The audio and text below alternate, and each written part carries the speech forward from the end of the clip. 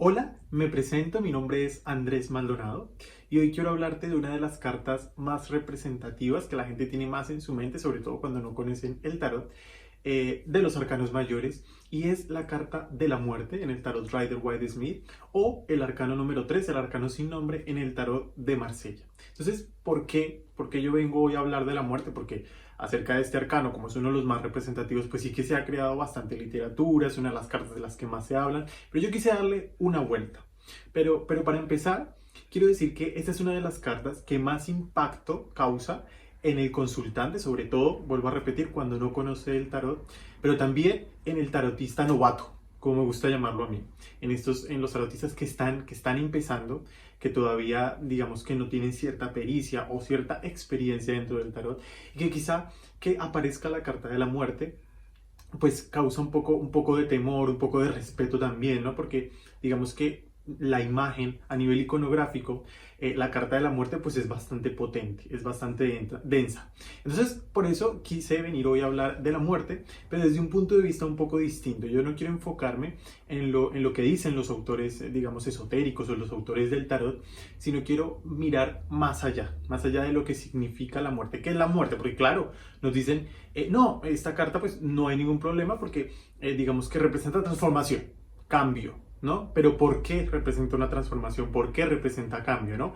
Muchas personas, cuando tú le haces una lectura de tarot, muchos consultantes, al ver la carta de la muerte, pues se quedan un poco pensativos, ¿no? ¿Qué mira a decir? ¿Será que lo que me está diciendo el tarotista respecto a esta carta es verdad? ¿Será que me lo está edulcorando un poco para no asustarme, ¿no? Entonces digamos que es importante hacer un poco de pedagogía con el consultante para que entienda por qué la carta de la muerte, hablamos que son cambios, son transformaciones, sí que significan muertes, pero desde un punto de vista más elevado, más espiritual, más trascendental. Entonces, y también un poco de pedagogía entre nosotros mismos, entre los tarotistas. Así que vamos a hablar de la muerte desde un punto de vista histórico, de acuerdo a cómo diferentes civilizaciones veían a la muerte, que aunque tenían visiones distintas, al final se complementan y al final nos dan este significado que nosotros digamos que le podemos dar a la muerte. E incluso si tú no los conoces, si no sabías que estas religiones o culturas antiguas veían la muerte así, pues mira, te puede servir de complemento, ¿vale? Entonces vamos a empezar.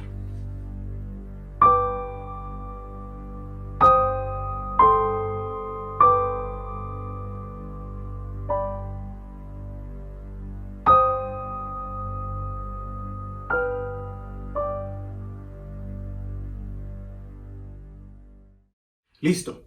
Entonces vamos a empezar a ver, a desglosar un poco este arcano desde su parte más básica, desde el nombre, la muerte. Si bien es cierto, en algunos tarots más clásicos, como por ejemplo en el tarot de Marsella, no nos dice directamente la muerte, pero su iconografía, el hecho de ver ese esqueleto con esa guadaña, pues ya nos hace reconocer o recordar a la muerte como nosotros la conocemos, ¿no? Como siempre a lo largo de la historia, pues se ha venido representando esa figura de la muerte, esa figura que se lleva o que viene por las armas, la parca, pero bueno.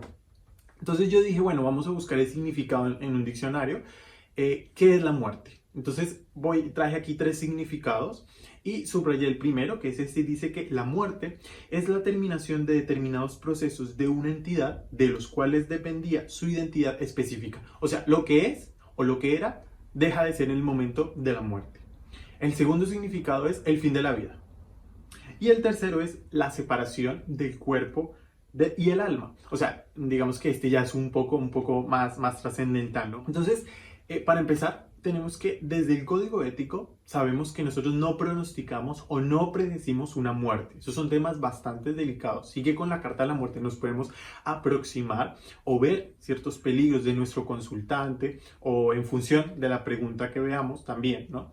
Pero digamos que el tema de predecir la muerte o ver o ese morbo que genera a veces en algunos consultantes por preguntar o a veces en algunos tarotistas por intentar verla, pues lo ideal y el código ético nos dice que nosotros no predecimos la muerte y esos temas pues son bastante delicados, ¿vale? Entonces eso para empezar, porque respecto al significado que damos del fin de la vida. Entonces vamos a tomarlo desde un punto de vista más trascendental. Entonces vamos a hacer un poco zoom en el significado que digamos que tradicionalmente se le conoce a la muerte, que es, digo, dentro del mundo del tarot, que es su parte transformadora y regeneradora, ¿no? Su parte de cambio. Entonces vamos entonces a hacer como voy a hacer aquí un pequeño resumen de algunas culturas, de algunas religiones y vamos a tratar de hacerlo rápido para que este video no se haga muy denso, ¿vale? Entonces vamos a pegarnos un viajecito por aquí cerquita y nos vamos a ir hasta México, porque como sabemos México tiene una de las fiestas más icónicas respecto a la muerte, ¿no? Digamos que celebran a la muerte. Entonces, ¿qué es lo que pasa? ¿Por qué se da? ¿Por qué llega ahí? Pues resulta que cuando los españoles llegan al Nuevo Mundo,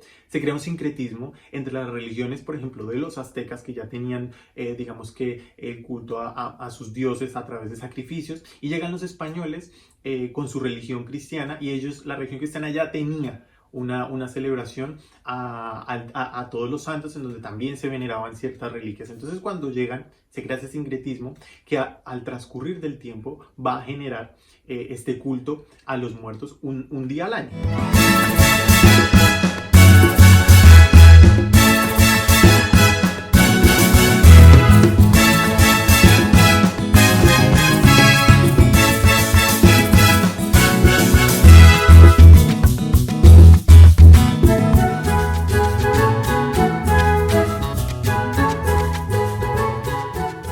¿Qué pasa? Digamos que en este día se celebra lo único seguro que todos tenemos, que es la muerte, ¿no? Entonces una vez al año se esperan a los parientes que ya han fallecido, se ponen altares en las casas y en los cementerios, a los niños que son fallecidos se les espera con dulces, a los grandes se les trae trago, tequila, mezcal, se les pone flores para que todo esté bonito, se les pone una velita para que se les alumbre el camino. Entonces digamos que por una vez al año, por ejemplo, los cementerios que siempre son lúgubres, son fríos, son escenarios pues un poco melancólicos, en este caso son escenarios de alegría, ¿no? De reconciliación, de integración y de espera a tu ser querido. Pero eso solamente es durante un día, porque ellos tienen que venir, pasarla bueno, disfrutar, celebrar, pero luego ellos se tienen que ir, porque si se quedan, si la persona fallecida se queda, ahí eso ya se convierte en un problema. Entonces es importante tener esto en cuenta, ¿no? Ellos vienen, celebran, la pasan bien, pero ellos se tienen que ir, no se pueden quedar, porque si se quedan, vuelvo a repetir, eso se convierte en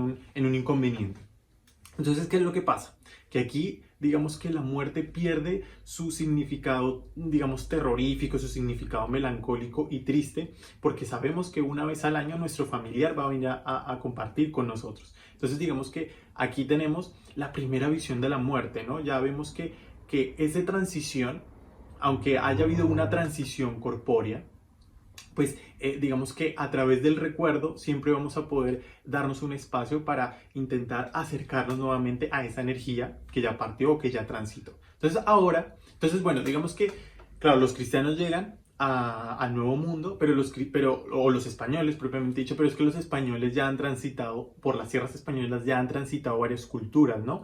Vemos que, por ejemplo, los árabes estuvieron en España, y de los árabes, por ejemplo, nos podemos ir hasta Egipto, hasta esas tierras un poco un poquito más lejanas.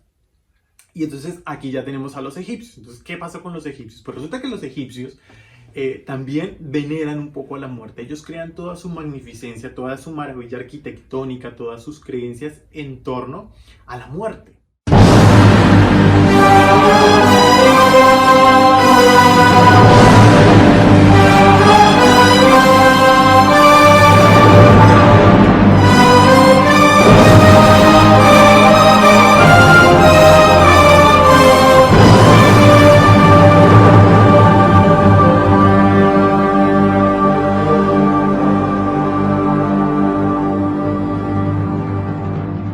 Los egipcios veían a la muerte como una prolongación de la vida, una prolongación de la eternidad. Entonces, por eso cuando uno ve las tumbas egipcias, ve que dentro de esas tumbas, en las paredes, pues hay, digamos que representaciones pictóricas, representaciones musicales, donde hay colores alegres, donde digamos que la muerte pierde esa connotación terrible, porque el alma del fallecido recorre un camino y luego vuelve al cuerpo. Entonces aquí hay un tema importante, y es la razón, ese es el motivo por los cuales los egipcios, digamos que embalsaman el cuerpo, porque lo tienen que conservar mientras el alma está en ese transitar en el otro mundo, para luego volver a reencontrarse con su cuerpo para poder vivir en la vida eterna, digamos, ¿no? Entonces digamos que el alma pues se va en unas barcas a recorrer ese inframundo, y uno de los elementos icónicos que tenemos digamos que este viaje del alma en los egipcios es, por ejemplo, el juicio de Osiris, ¿no? Donde el corazón del fallecido no podía pesar más que la pluma de la diosa Maat. Entonces ella ponía su pluma en uno de los platillos de la balanza y el corazón se ponía en el otro. Entonces si el corazón pesaba más que la pluma, eso ya era un problema, ¿no? Porque digamos que eso significaba que la persona fallecida en vida no había sido una persona justa, ¿no? Si el corazón pesaba más que la pluma. Entonces en ese momento salía un bicho horrible, una bestia con cabeza de cocodrilo o de lagarto, bueno, no recuerdo, y digamos que se lo comía, se lo llevaba. Y eso significaba la muerte ya para siempre y la desaparición de la historia de Egipto de esa persona, ¿no? Entonces lo ideal era que el corazón no pesara más que la pluma, sino que la balanza pues estuviese equilibrada para que así el fallecido pudiese seguir transitando y luego pudiese volver a recuperar, a retomar su cuerpo para vivir en la eternidad, ¿no? Entonces digamos que aquí también vemos cómo la muerte pierde esa connotación terrible para los egipcios y se convierte entonces en un proceso regenerativo del alma, en donde tú vas a un juicio, en donde tú vas, digamos que, a ver qué es lo que hiciste en vida, si lo hiciste bien, si lo hiciste mal, cómo lo hiciste, si fuiste una persona justa, en el caso de la historia que estamos contando, y en función de eso, pues puedes alcanzar una evolución distinta, pero llevándote tu cuerpo. O sea, en este caso el cuerpo es fundamental. Por eso los egipcios se esmeraban tanto, duraban 200 y pico días embalsamando el cuerpo para que, digamos que el alma pudiese recuperar su cuerpo y vivir, digamos que feliz en la vida eterna, que era el fin digamos que de los egipcios, ¿no? Entonces vemos como toda la religión, toda nuevamente esa iconografía, toda esa arquitectura maravillosa, toda esa grandiosidad de los egipcios, las pirámides y demás, están girando alrededor de la muerte, ¿no? Entonces digamos que es como una piedra, un pilar fundamental. Vemos aquí la muerte como algo importante, algo potente.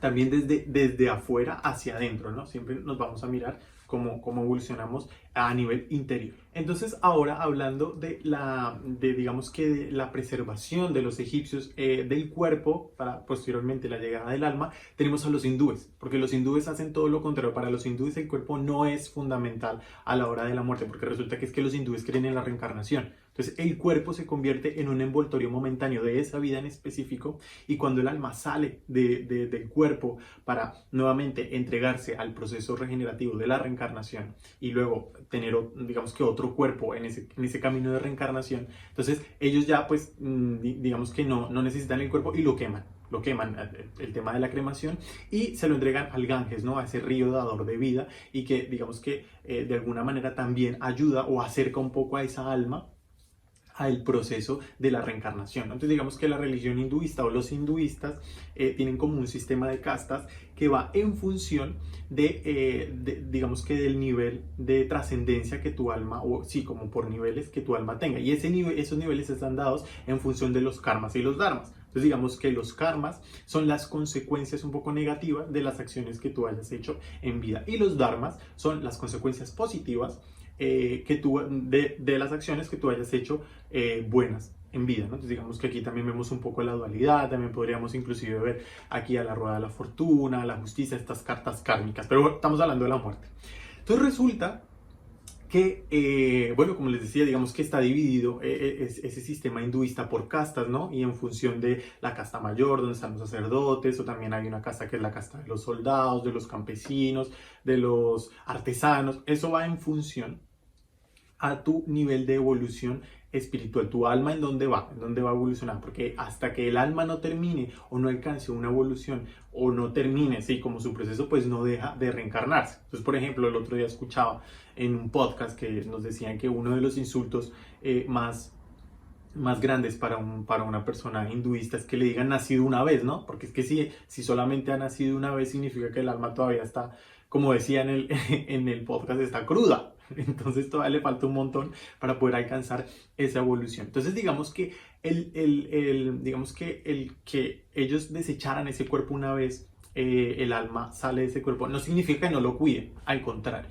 Los hindúes de aquí ven, por ejemplo, todo el tema de la yoga, del yoga, de la respiración, también digamos que de los chakras, del cuerpo sutil y de todas estas cosas que en vida, digamos que contribuyen a que el alma pues pueda ir escalando, ¿no? Pueda ir ascendiendo en esa evolución que necesita para ya dejar de reencarnarse y también un poco como alcanzar como esa plenitud, ¿no? Entonces aquí también vemos cómo la muerte ya desecha un poco el cuerpo, se centra más en la parte más espiritual, en la parte más trascendental y nos habla también de la parte kármica, ¿no? Aquí ya entramos, igual con los egipcios también podíamos ver un poco eso, ¿no? Las acciones que tú haces en vida, cómo te pueden afectar, por ejemplo, en el juicio de Osiris. En este caso, también vemos como con los karmas y los dharmas, pues nuestra alma evoluciona o no, evoluciona o involuciona también. Y entonces aquí te quedas tú por secula seculorum, reencarnando una y otra vez hasta que bueno, logres ir avanzando en esos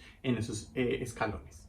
Entonces, siguiendo en ese trasegar, en ese camino que estamos haciendo, en ese viaje que estamos yendo a diferentes culturas, tenemos ahora, nos vamos a ir hasta Japón.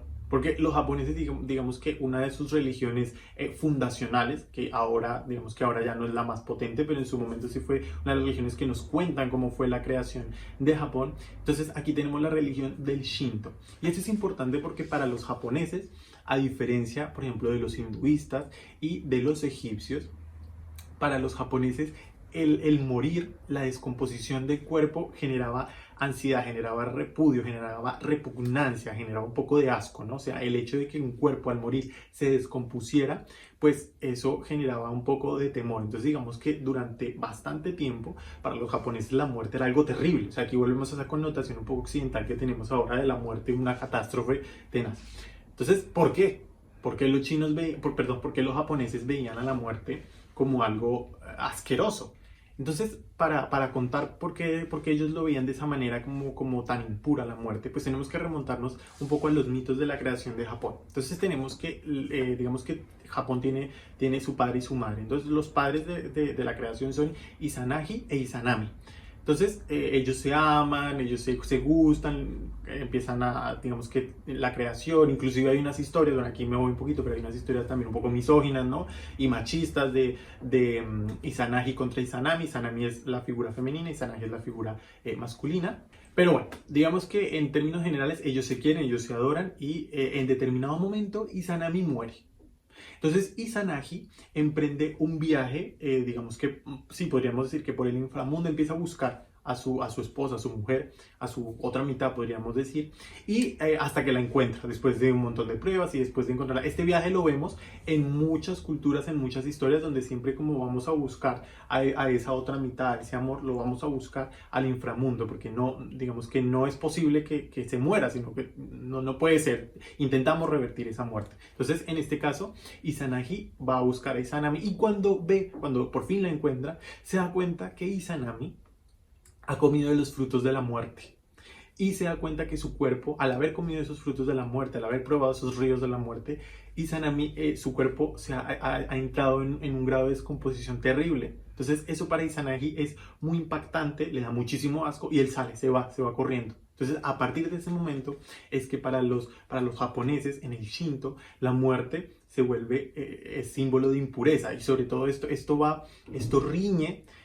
porque ellos digamos que tienen un culto muy grande hacia la pulcritud, hacia los baños, en el cuerpo se enfocan mucho en la belleza. Entonces digamos que esto genera, digamos que un tema chocante bastante grave, ¿no? La muerte se convierte en algo muy tremendo, muy impactante, muy repugnante, muy asqueroso.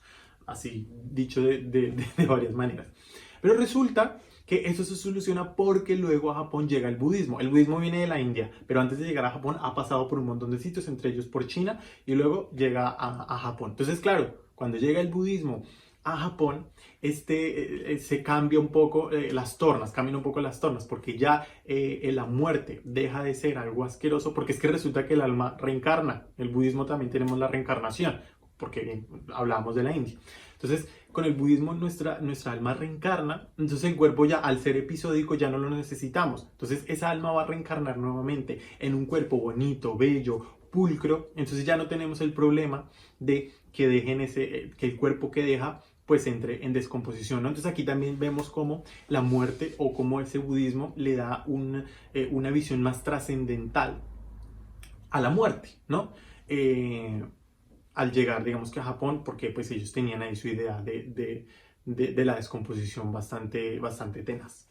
Entonces vemos cómo a través del budismo la muerte ya cobra, digamos que un aire de esperanza de alguna manera para los japoneses, ¿no? Ya no todo es tan negro y tan terrible y no finaliza todo cuando llega la muerte, porque digamos que esa era una de las visiones que se tenía anteriormente.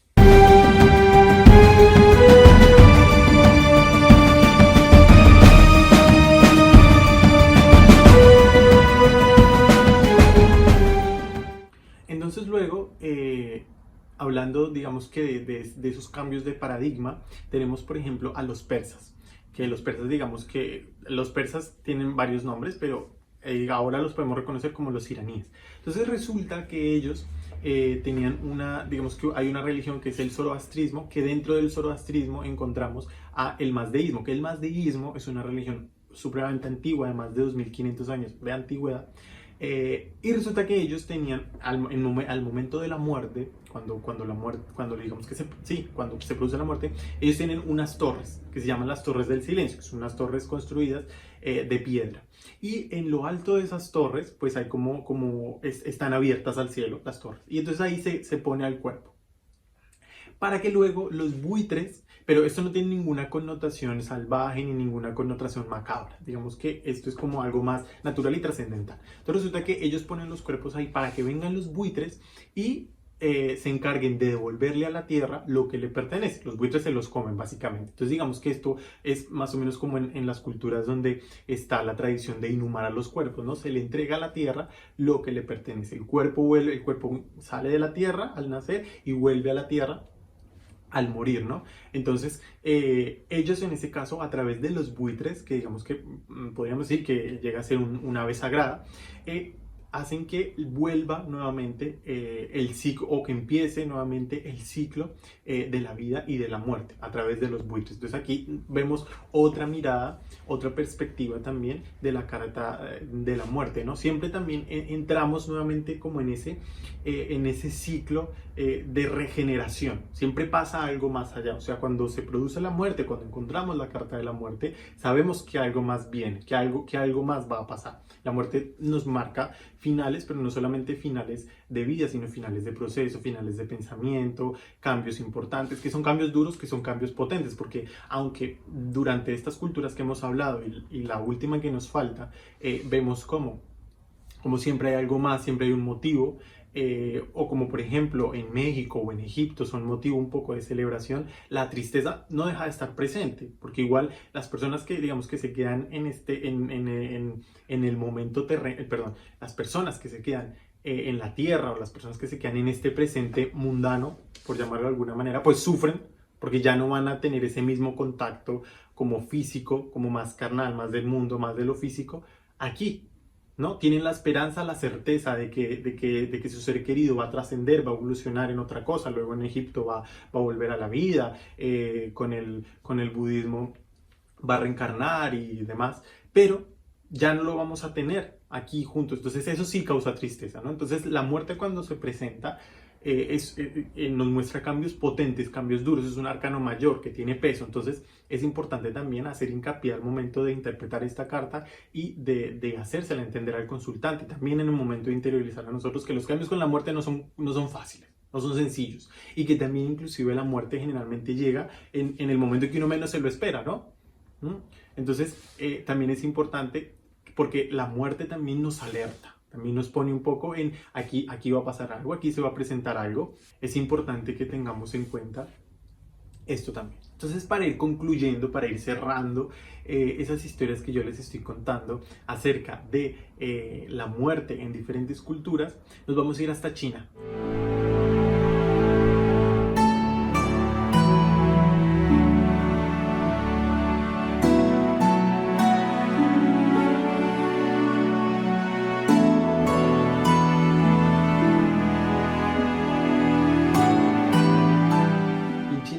Al confucianismo, y dentro del confucianismo hay una parte importante y fundamental, y son los ancestros, porque resulta que, bueno, la muerte, aquí también hay una cosa súper interesante, lo escuchaba también en un podcast, y es, la muerte hay quienes dicen que la muerte es un aspecto de la vida, o la vida es un aspecto de la muerte, ¿no? Aquí se entrelazan estos dos mundos, y los ancestros son absolutamente importantes. Los ancestros dictan las leyes, digamos, desde el más allá, a través de los ancianos. Por eso los ancianos en China son absolutamente respetados, porque dentro del confucianismo digamos que uno de sus objetivos es llegar a ser mayor, llegar a ser anciano, porque al tú tener, digamos, al haber alcanzado, digamos que ese estado, es porque ya has tenido un recorrido, has tenido experiencia y eres una persona sabia, te vuelves sabio al ser mayor. Y como estás tan cerca de la muerte, tienes, digamos, como un contacto directo con los ancestros. Y como decíamos, los ancestros son los que dictan las bases y digamos que las leyes para la tierra. Entonces, esto es súper importante porque aquí estos dos mundos se entrelazan, el mundo de los vivos y el mundo de los muertos a través de los ancianos. Entonces aquí también tenemos como un proceso, una rueda, ¿no? Tú, digamos que te cultivas, que te preocupas por ganar experiencia y por hacerte sabio cuando llegas, cuando te haces anciano, para poder tener acceso a o conexión directa con los ancestros, porque desde el más allá ellos son los que dictan las normas. Y una vez falleces, una vez pasas a ser parte de esos ancestros, pues digamos como que coronas, ¿no? Y digamos que ya dictas las leyes que a través de esos ancianos que van llegando. Entonces aquí también vemos cómo empieza a haber también un proceso bien importante. O sea que la muerte no es tan lúgubre, no es tan terrible, no es tan catastrófica como en Occidente se suele creer, ¿no? Siempre que se habla de la muerte, pues se ve como algo frío, algo lúgubre. Y la iconografía, como hablaba al principio de la carta, pues no ayuda mucho a despegarnos un poco de ese significado. Pero, por ejemplo, vemos ciertos aspectos dentro de las cartas que nos ayudan a entender ese significado transformador y regenerador de la carta, ¿no? Tenemos la guadaña, tenemos, por ejemplo, en el caso de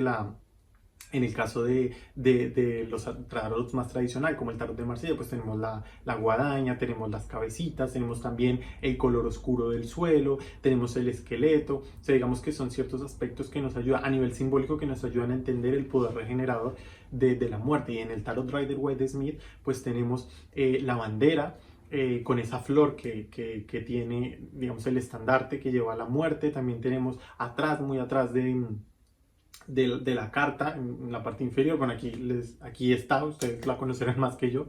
Tenemos también esa barca que nos habla de ese viaje, ese tránsito a través del inframundo, que en muchas religiones y en muchas culturas también se hace. Entonces es importante tener tener todos estos puntos en cuenta para en el momento que nosotros tengamos que interpretar o explicarle a nuestro consultante por qué la carta de la muerte es más allá de un final corpóreo, sino que nos habla más de una transformación, de un final, pero luego un comienzo, ¿no? De una regeneración. La carta de la muerte no es la última carta de los 22 arcanos mayores. La carta de la muerte es la 13, o sea, de ahí para arriba todavía queda. Por ejemplo, el 13 también es un tema importante. O sea, a esa carta, y no dudo, y seguramente, y también muchos autores lo dicen, ¿no? Y es que, digamos que se le quería dar la connotación de terrible a esa carta, ¿no? Metiéndola, digamos que en el número 13, que siempre ha estado lleno de superstición y de todo lo negativo. También con esa imagen tan oscura, tan lúgubre, y digamos que la iconografía, y luego poniéndole el nombrecito que le pone, pues la muerte, pues entonces digamos que sí que es verdad que me parece a mí que al principio lo que sí querían era darle esa connotación tan negativa y tan oscura a la muerte, pero como la ventaja del tarot es que va evolucionando y vemos cómo a lo largo de los años evoluciona, pues ahora tenemos esta mirada un poco más profunda que nos permite crecer y evolucionar, no nos frena.